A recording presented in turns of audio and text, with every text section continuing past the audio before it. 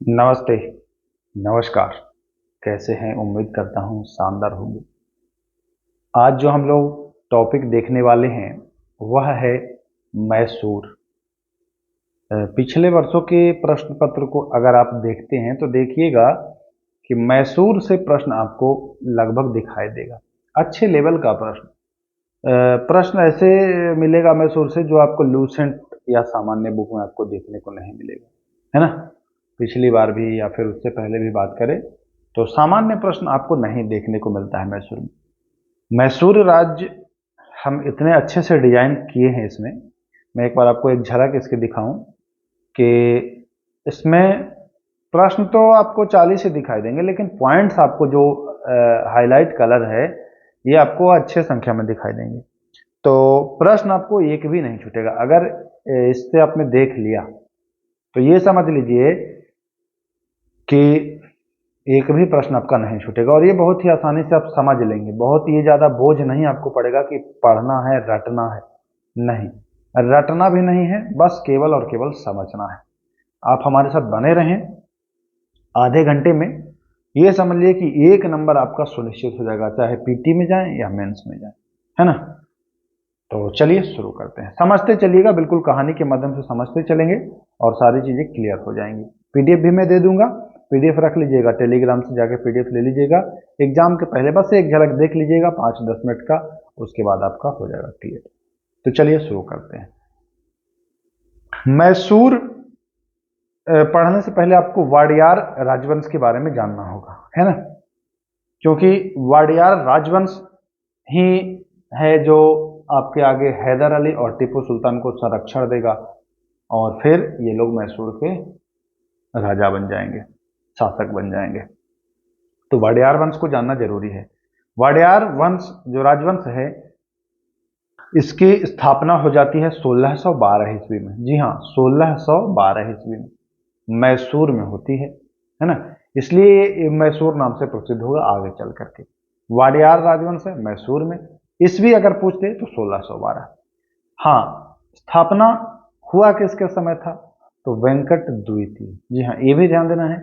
वाडियार वंश की स्थापना वेंकट द्वितीय के समय, वर्ष 1612 में, मैसूर में। ओके, कोई दिक्कत नहीं। आपने तालीकोट्टा का युद्ध सुना होगा। तालीकोट्टा के युद्ध के बाद ये सब टूटने लगे, विजयनगर से बहुत सारा अलग होने लगा, टूटने लगा। उसी में मैसूर भी था। तो कभी अगर प्रश्न पूछता है कि मैसूर किसका भाग था, तो मैसूर जो था वह पहले विजयनगर साम्राज्य, जो हरिहर और बुक्का वाले थे ना, उन्हीं का एक भाग था। तो ये भी आपको जानना है। चलते हैं आगे। मैसूर के शासक, कोई एक शासक था जिसने औरंगजेब की अधीनता स्वीकार कर ली। आप जान ही रहे हैं कि मुगल का उस समय चल रहा था जिसमें औरंगजेब था उस समय, है ना। तो औरंगजेब की अधीनता ये स्वीकार कर लिया था, जिसका नाम था चिक्का देवराज। नाम याद रखिएगा। पूछ दे कि मैसूर के किस शासक ने औरंगजेब की अधीनता स्वीकार की थी, तो याद रखना है चिक्का देवराज। कोई दिक्कत नहीं, बहुत अच्छे से आप समझ। चलिए, देवराज जो है ना, तो ये नंदराज एवं देवराज दो मंत्री थे। नंदराज और ये जो देवराज थे, यह यहाँ के दो मंत्री थे, मैसूर के दो मंत्री थे। जिसमें जो चिक्का देवराज था, वास्तविक शक्ति इसी के पास था। चिक्का देवराज के पास ही वास्तविक शक्ति था, ठीक ना। नंद, देखिए यहां पर जरा सा कंफ्यूजन होगा क्रिएट। ये राजा था चिक्का देवराज, है ना। इसके दो मंत्री थे, एक नंजराज और एक देवराज। ये देवराज अलग है और ये देवराज अलग है, ये भी समझना है आपको, ठीक। तो यहां पर आपको समझना है। जिसमें दो मंत्री में एक नंजराज जो था वह वित्त नियंत्रक था, जो पैसे का लेन देन होता है उसको कंट्रोल करता था। देवराज जो था वह प्रमुख सेनापति था। ये दोनों सेनापति। बाद में क्या होता है कि ये जो नंजराज है यह मैसूर का सर्वोसर्वा बन जाता है। कुछ दिन के बाद ये क्या करता है कि सर्वोसर्वा बन जाता है ना। तो ये बात आपको ध्यान में रखना है। यहां तक आप समझ गए, कोई दिक्कत नहीं। अब आते हैं कि भाई हैदर अली का कैसे उद्भव हो रहा है, तो ये भी आपको समझना है। तो देखते हैं, हैदर अली जो था ना, एक साधारण सैनिक था। जो यह किसके आंगन में था। तो ये जो नंजराज जो मैसूर का सर्वसर्वा बनता है, मुख्य रूप से आपको यहां से अब चलना है ना। ऊपर के एक दो प्रश्न आप ध्यान में रखिएगा, बाकी अब यहां से आपको चीजें ध्यान में रखनी है। मैं बताता चलूंगा कि कौन ज्यादा महत्वपूर्ण है, तो उसको आप ध्यान दीजिएगा। हैदर अली एकमात्र साधारण सैनिक था, यह नंजराज की सेना में था। ये आपको जानकारी होनी चाहिए। हैदर अली एक मामूली सेना था, नंजराज की सेना में था, सैनिक था ये। हैदर अली का अगर जन्म की बात की जाए तो 1722 ईस्वी में मैसूर के कोलार, जी हाँ, कर्नाटक का कोलार जानते हैं ना, सोना के लिए प्रसिद्ध है, वहीं कोलार जिले में हुआ था। इनके पिता का भी नाम आप जान लीजिए, हालांकि एग्जाम में नहीं पूछता है। एग्जाम में आपसे पूछेगा ये किसकी सेना में था, तो ये वाला आपको ध्यान देना है पॉइंट ज्यादातर, है ना। बाकी दिमाग में सब रखिए, अगर एग्जाम में आ जाए तो आप ये नहीं कि आप हाथ खड़ा कर देंगे, जानकारी होनी चाहिए, गलत आप ना करेंगे, है ना। जानकारी रहेगी तभी तो। इनके पिता का नाम फतेह मोहम्मद था, ये एक सैनिक अधिकारी थे। यहां तक कोई दिक्कत नहीं। अब हम लोग चलते हैं एग्जाम के पॉइंट ऑफ व्यू से, कुछ प्रश्न जो हैं वो आपको दिखेंगे। हैदर अली एक कुशल योद्धा था।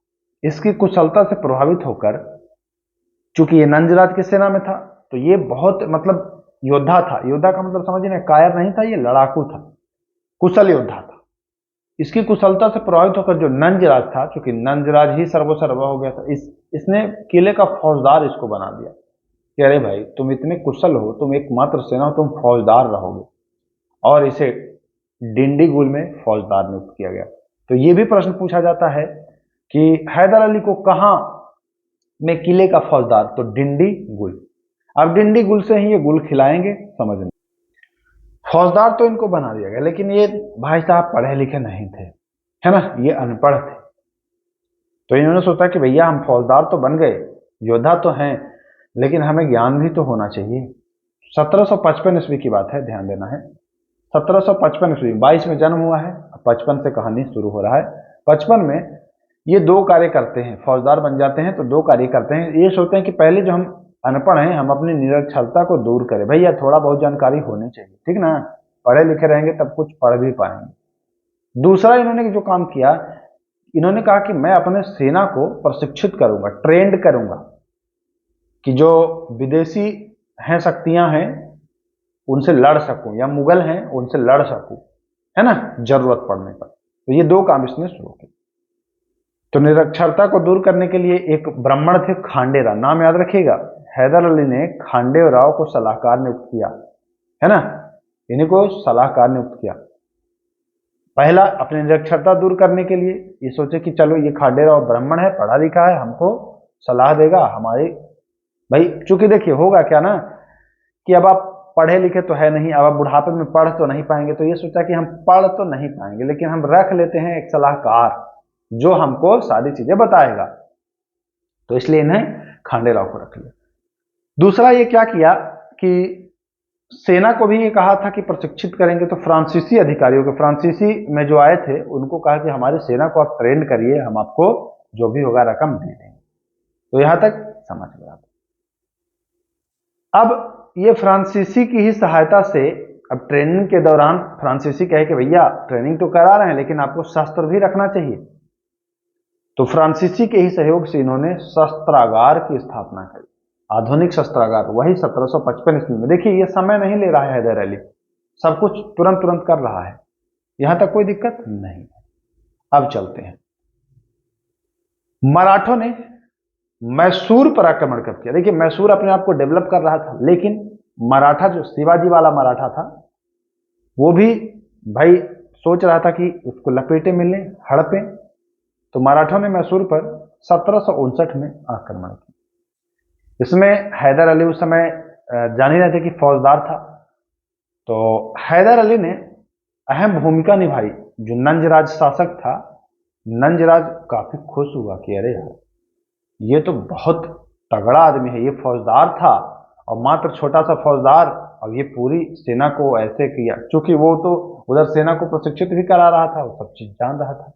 खुश होकर के नंजराज क्या करता है ना, कि इसको मैसूर का सेनापति नियुक्त कर देता है। यही गलती कर देता है नंजराज, सेनापति नियुक्त करके गलती कर देता है, अपने ही कुल्हाड़ी पर पैर मार लेता है। पैर पर कुल्हाड़ी नहीं, कुल्हाड़ी पर पैर मार लेता है। अब आगे देखिए कहानी क्या होता है। खांडेराव, जिसको सलाहकार नियुक्त किया था हैदर अली ने, खांडेराव के सहयोग से ये लोग षड्यंत्र रचते हैं। ये लोग एक तरह से समझिए कि जिस थाली में खाए उसी में छेद किए ना। नंजराज तो भरोसा करके इस पर किया, लेकिन ये बताइए जिसमें खाया उसी में छेद किया है ये हैदर अली। समझिए कि अपने राजा को ही हैदर अली ने, और ये खांडेराव भी इसमें षड्यंत्र में शामिल था, जो ब्राह्मण था, ये नंजराज को मार देता है, अंत कर देता है, हत्या। और 1761 में, ये वाला डेट याद करना है आपको, 1761 में हैदर अली अपने आप को शासक घोषित कर लेता है। खांडेराव के सहयोग से ये शासक बना है। तो प्रश्न यहां भी बन सकता है कि हैदर अली किसके सहयोग से मैसूर का शासक बना? तो खांडेराव के सहयोग से, नंजराज का अंत करके, और जो है वह बना है। ओके, कोई दिक्कत नहीं। अब आप जान ही रहे हैं कि हैदर अली प्रशिक्षित कर रहा था। हैदर अली इतना निपुण हो गया फ्रांसीसियों के सहयोग से कि यह अंग्रेजों को भी हरा दिया। यहां से बहुत बढ़िया प्रश्न बनता है, 11 नंबर सवाल नोट करिएगा। दक्कन में भारतीय ताकतों में पहला व्यक्ति जिसने अंग्रेजों को पराजित किया, अंग्रेज को पराजित करने वाला दक्कन में पहली शक्ति है, वह कौन है? हैदर अली ही है। इसने अंग्रेज को पराजित किया है। अब हैदर अली की मृत्यु होगी, ज्यादा दिन ये जी नहीं पाया है, 1722 से 1782 तक 60 वर्ष ये जीता है। तो यहां अब इसकी मृत्यु हो जाती है। अब आप कहेंगे कि सर आंग्ल में सूर्य युद्ध तो आप बताए नहीं। तो ये मैं कहानी बता रहा हूं, इसके पहले बीच में जो युद्ध होता है वो युद्ध में सीक्वेंस में आपको बताऊंगा आगे, है ना। 4 युद्ध होता है, वो मैं आपको चारों बताऊंगा। अभी परेशान मत होइए, अभी आप जान लीजिए कि ये जिए हैं, क्या किए हैं, है ना। युद्ध को स्पेशल हम बताने वाले हैं, क्योंकि युद्ध महत्वपूर्ण है, युद्ध से एग्जाम में प्रश्न आता है। होता इसकी मृत्यु कैसे है कि द्वितीय आंग्ल मैसूर युद्ध के दौरान यह घायल होता है और इसकी मृत्यु हो जाती है। इसके मरने के बाद इसका ही लड़का, जिसका नाम है टीपू सुल्तान, है ना, हैदर अली के मृत्यु के बाद मैसूर का शासक जो है वह बन जाता है टीपू सुल्तान।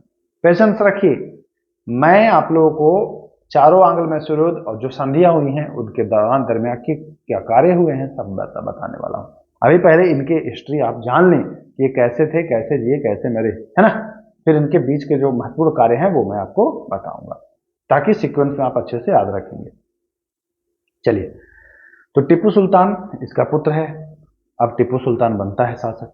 टीपू सुल्तान के लिए एक स्टेटमेंट कहा है, टीपू नई रीति चलाने वाली अशांत आत्मा है। किसने कहा है? थॉमस मुनरो ने टीपू के बारे में कहा है कि ये नई रीति चलाने वाला एक अशांत आत्मा है, शांत नहीं रहता है, ये अशांत आत्मा है।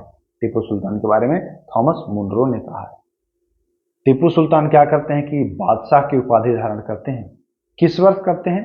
तो 1787 में। याद रखना है आपको ईस्वी। टीपू सुल्तान ने बादशाह की उपाधि कब धारण की? तो 1787 में। सिक्के भी चलवाए। 82 में इसका बाप मरा है, 82 से ये बना है, मतलब बनने के 5 साल बाद ये समझिए कि उपाधि धारण कर लिया और सिक्का भी चलवाया।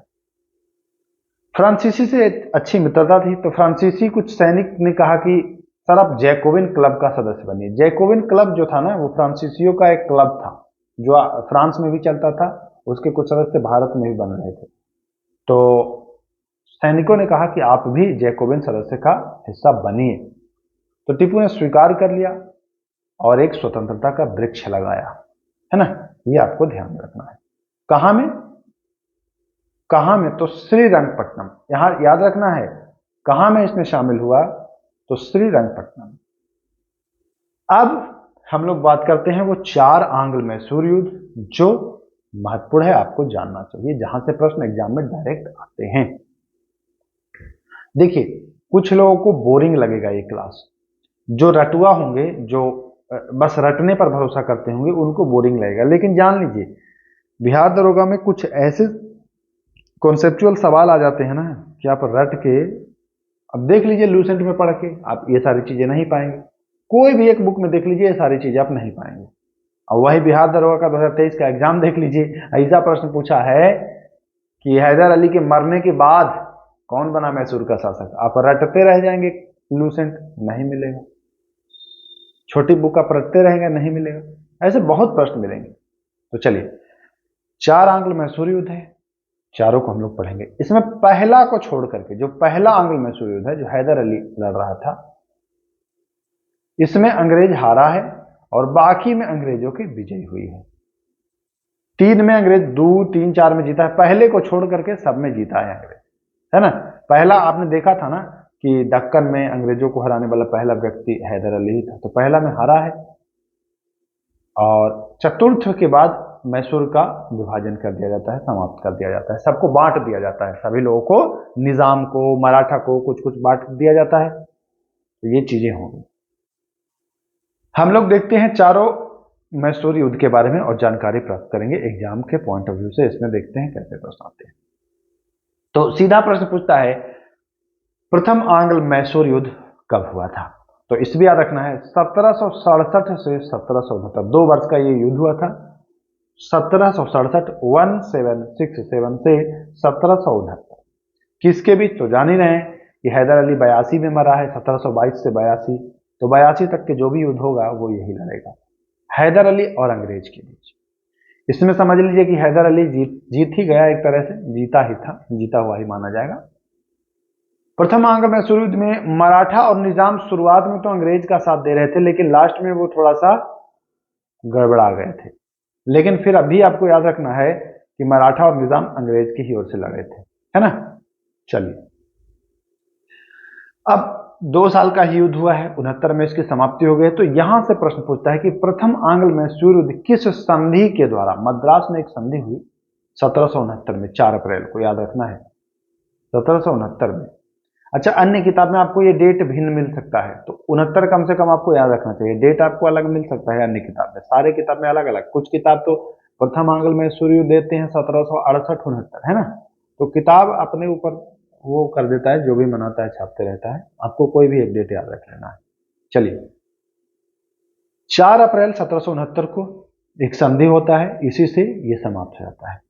यह संधि हैदर अली के पक्ष में होता है, अंग्रेज के बीच हैदर अली के पक्ष में था, इसलिए ये कहा जाता है कि इसमें हैदर अली की ही जीत होती है। वैसे डायरेक्ट रूप से जीत नहीं होती है, लेकिन जो संधि होती है वह हैदर अली के पक्ष में है। अंग्रेज इनकी शर्त तो मानते हैं, तो आप किसी का शर्त कब मानेंगे? जब हारे रहेंगे तभी मानेंगे। तो एक तरह से हार वो हो जाता है। इस युद्ध ने अंग्रेज की अजेयता को भी समाप्त कर दिया। प्रथम आंग्ल मैसूर युद्ध जो है, अंग्रेज भारत में हार नहीं रहा था, लेकिन पहला जो आंग्ल मैसूर युद्ध हुआ जिसमें हैदर अली जीता है, तो अंग्रेज की अजेयता को भी समाप्त कर दिया। अंग्रेज जो जीतने का एकदम अपना सिलसिला जारी रख रहा था कि मैं भारत में हारा ही नहीं हूं, हैदर अली ने उसका सपना तोड़ा है, उसका घमंड भी तोड़ा है। तो हैदर अली उसकी अजेयता को भी समाप्त किया है। प्रथम आंग्ल मैसूर युद्ध। तो यहां से भी प्रश्न बन सकता है कि किस मैसूर युद्ध में अंग्रेजों की अजेयता समाप्त हुई? तो पहले बार ही लड़ा और काम खत्म, उसके बाद फिर नहीं हारता है वो, फिर सब जीतता है। चलिए, अब आते हैं दूसरा। देखिए, 67 से 69, ठीक ना, 10-11 साल ठीक ठाक चलता है। यानी 1780 से फिर दूसरा युद्ध होने का कारण, भैया जो मद्रास की संधि हो रही है इसका सही से पालन ना करिएगा। तो 1769 में जो मद्रास की संधि हुई थी, इसका पालन न किए ये लोग, इस वजह से दूसरा आंग्ल मैसूर युद्ध भी हो जाता है। पहला 2 साल का, दूसरा 4 साल का। याद रखना है, पहला आंग्ल मैसूर युद्ध 2 वर्ष का, 1769 तक, 1767 से, दूसरा 1780 से 1784। ओके। अब यहां पर ध्यान देने वाली बात है कि 1782 में तो मर गया है ये, तो युद्ध 84 तक लड़ेगा कैसे? तो टीपू आके फिर कंटिन्यू रखता है, 82 तक ये लड़ता है, फिर उसमें टीपू आके लग जाता है। तो दूसरा आंग्ल मैसूर युद्ध ऐसा युद्ध है जिसमें बाप और बेटा दोनों लड़ रहा है, ये भी आपको ध्यान देना है।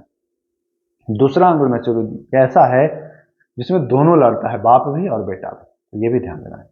अरंदी का एक युद्ध है, इंपॉर्टेंट है, ध्यान देना है, इसको महत्वपूर्ण है। अरंदी का युद्ध 1780 में हैदर और कर्नल वेली के मध्य होता है, जिसमें वेली पराजय हो जाता है। देखिए, दूसरा जो मैसूर युद्ध है इसमें हैदर शुरुआत में तो जीता है, है ना।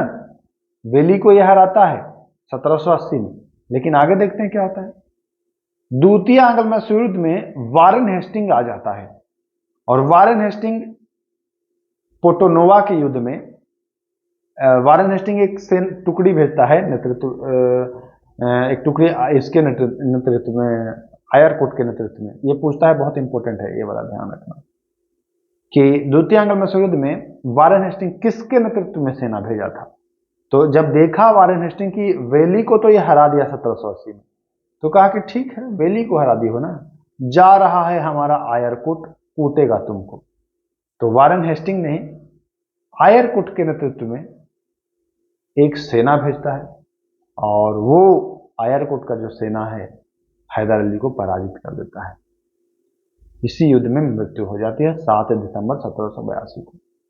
इस युद्ध को पोर्टोनोवा युद्ध के नाम से जानते हैं। तो अभी कभी पूछ दे कि पोर्टोनोवा का युद्ध, तो बताइएगा कि 1782 हैदर अली और आयरकुट के मध्य, जिसमें हैदर अली की मृत्यु होती है पराजित होकर।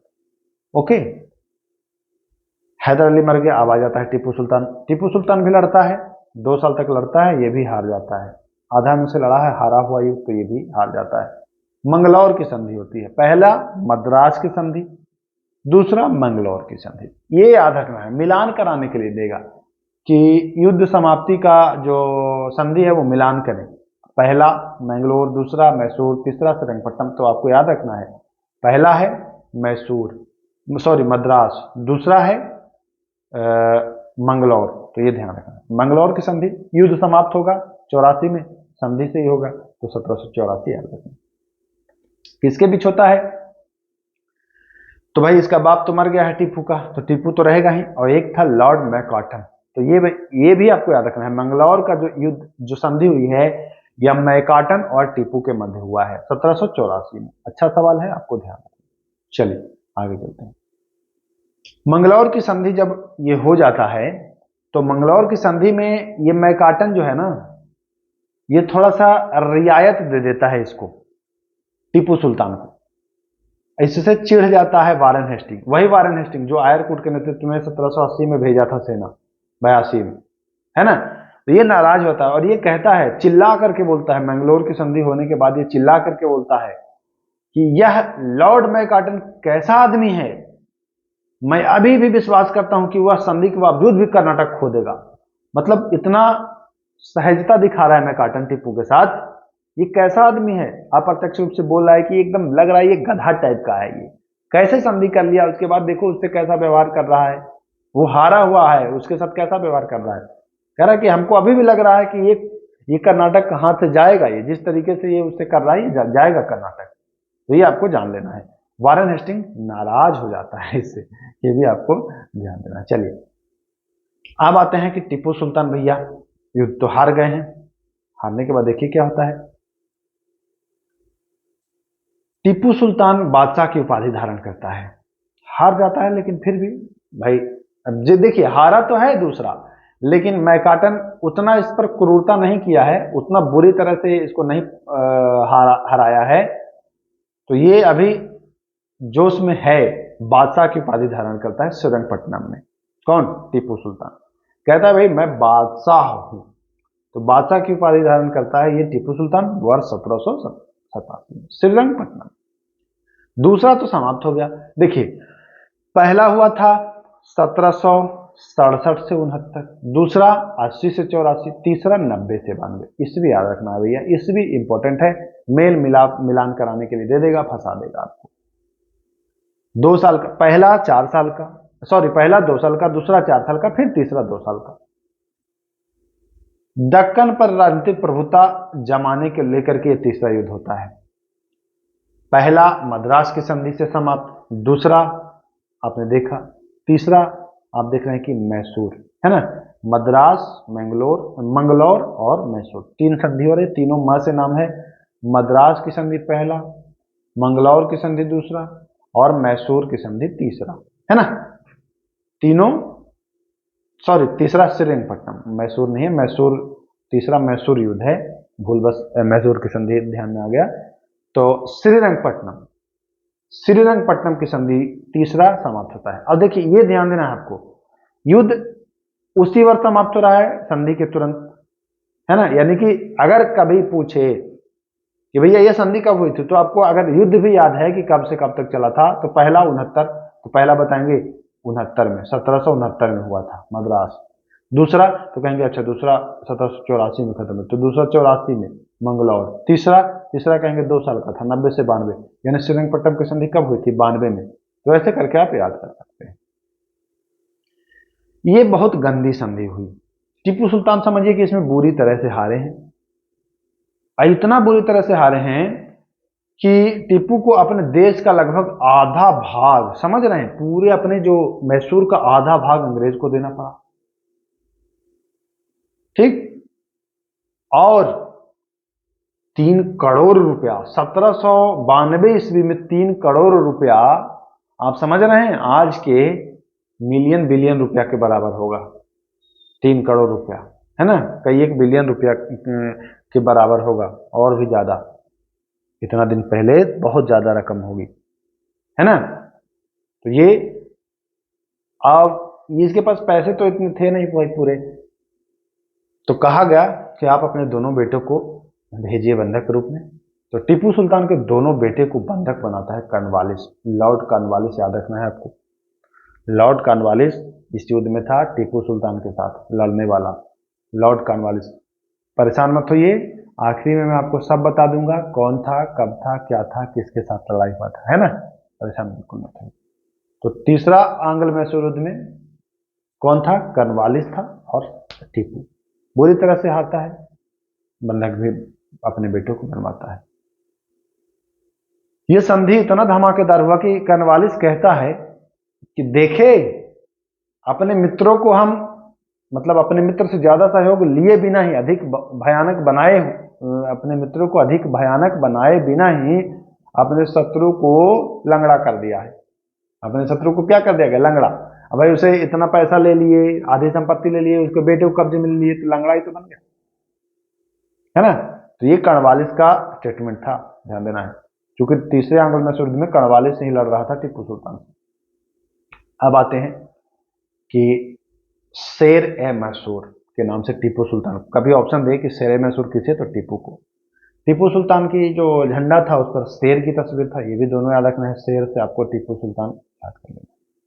टीपू सुल्तान हारने का मुख्य कारण जानते हैं, ये निजाम और मराठा के साथ अंग्रेज जो थे ना, वो कर लिए सहाय, मतलब संधि कर लिए, और कहे कि भैया इसको हराओ, इसका जो रकम वसूला जाएगा वो दिया जाएगा। ये लोग लालची थे ही। अच्छा, आप देखे होंगे कि जब भारत पर अंग्रेज क्यों कब्जा कर ले रहे थे, भारतीय राजाओं में चाहे वो हिंदू हो चाहे मुस्लिम, उसमें एकता नहीं थी, है ना, एकता नहीं थी। जैसे देखिए, निजाम अलग लड़ रहा है, मराठा अलग लड़ रहा है, हैदर अली अलग। अगर ये तीनों एक हो जाते कि नहीं हम लोग तीनों एक रहेंगे, अब अगर अंग्रेज आएंगे तो हम लोग तीनों मिल करके लड़ेंगे, तो शायद अंग्रेज नहीं कुछ कर पाते। लेकिन हुआ क्या कि तीनों, निजाम अपने चक्कर में कि हमें मिल जाएगा, ये जीतेगा तो हमको देगा, मराठा अपने चक्कर में और ये अपने चक्कर में, अंततः परिणाम ऐसा होता है कि सबको अंग्रेज खत्म करता है। आज भी वही देखते हैं समाज में। थोड़ा सा मैं सामाजिक आपको ज्ञान दे दूं, 2 मिनट का वक्त ले लूंगा। समाज में आज भी आप देख रहे होंगे कि जाति और धर्म में बहुत बटे हुए हैं। यादव हैं तो वो अपने से छोटी जाति वाली को, या फिर जो ब्राह्मण हैं वो अपने से छोटी जाति वाली को, मतलब वो उनको कब्जा करने के चक्कर में है। एक दिन ऐसा समय आएगा कि कोई बाहरी आकर के आपको लड़वा करके आप पर कब्जा कर लेगा। अभी आपको लग रहा होगा कि ऐसा कैसे हो सकता है, लेकिन हो सकता है। तो इसलिए कम से कम आपस में फूट ना रखें। हिंदू मुस्लिम देखते हैं बहुत ज्यादा झगड़ते रहते हैं। तो मैं मानता हूं आप अपने धर्म को माने, आप अपने धर्म को माने, बट आपसी एकता जरूरी है। जब कोई बाहरी आक्रमण करे तो एक हो जाए हम लोग, नहीं तो देख रहे हैं परिणाम कैसे हो रहा है। तो ये चीज आप समझ रहे होंगे। चलिए, टीपू सुल्तान ने नौसेना बोर्ड का भी गठन किया है मरने से पहले 1796 में, तो ये भी आपको याद रखना है। तृतीय आंग्ल मैसूर युद्ध में टीपू सुल्तान को पराजित करने वाला कौन था? तो देखिए, लॉर्ड कॉर्नवालिस तो उस समय था ही भारत पर मतलब जो भारत का वायसराय गवर्नर जनरल था वो तो था ही मुख्यतः वो, लेकिन वो जैसे अभी आपने देखा कि वारेन हेस्टिंग किसको भेजा था, आयरकुट को भेजा था, तो कॉर्नवालिस किसको भेज रहा है, कैप्टन मोडोज, नाम याद रखिएगा, मोडोज आता है इसको हराने, टीपू सुल्तान को, ठीक ना। तृतीयांग मैसूर में कैप्टन मोडोज जो है यह सेना का नेतृत्व कर रहा होता है। बहुत अच्छा प्रश्न है, नाम याद रख लीजिएगा। चलिए देखिए, आपको भले बोर लग रहा होगा, लेकिन जब एक बार पीडीएफ देखेंगे और एग्जाम में जैसे ही प्रश्न आएगा आप टिक करेंगे बिल्कुल राइट आंसर। ये हो गया। अब आ जाता है कॉर्नवालिस का समाप्त होता है कार्यकाल, अब आता है जॉनसोर। जॉनसोर कहता है भैया जो मैसूर है अपने में रहे, हमको कोई मतलब नहीं है, हम मैसूर से लड़ेंगे उड़ेंगे नहीं। इसलिए जॉनसोर को अहस्तक्षेप नीति का जन्मदाता कहा जाता है। ये कहा कि हमको मैसूर से कोई मतलब नहीं है, जो हुआ वो हुआ, हम अब शांत रहेंगे। जॉनसोर है ना, जॉनसोर अहस्तक्षेप की नीति अपनाता है, इसीलिए इसे अहस्तक्षेप की नीति का जन्मदाता कहा जाता है। जॉनसोर जो आया है मैसूर से नहीं लड़ाई करता है, लेकिन भाई जॉनसोर भी तो जाएगा, यह हमेशा के लिए थोड़ी आया था।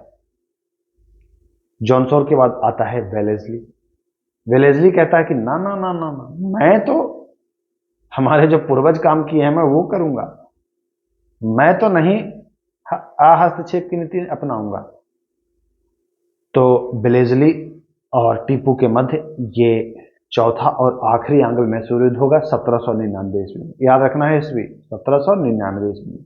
पहला 1767 से 69 तक, पहला 69 में मद्रास की संधि, पहला समाप्त। दूसरा 1780 से 84 तक मैंगलोर की संधि, 1784 में दूसरा समाप्त। तीसरा 1790 से 92 में, 92 में श्रीरंगपट्टनम की संधि, तीसरा समाप्त।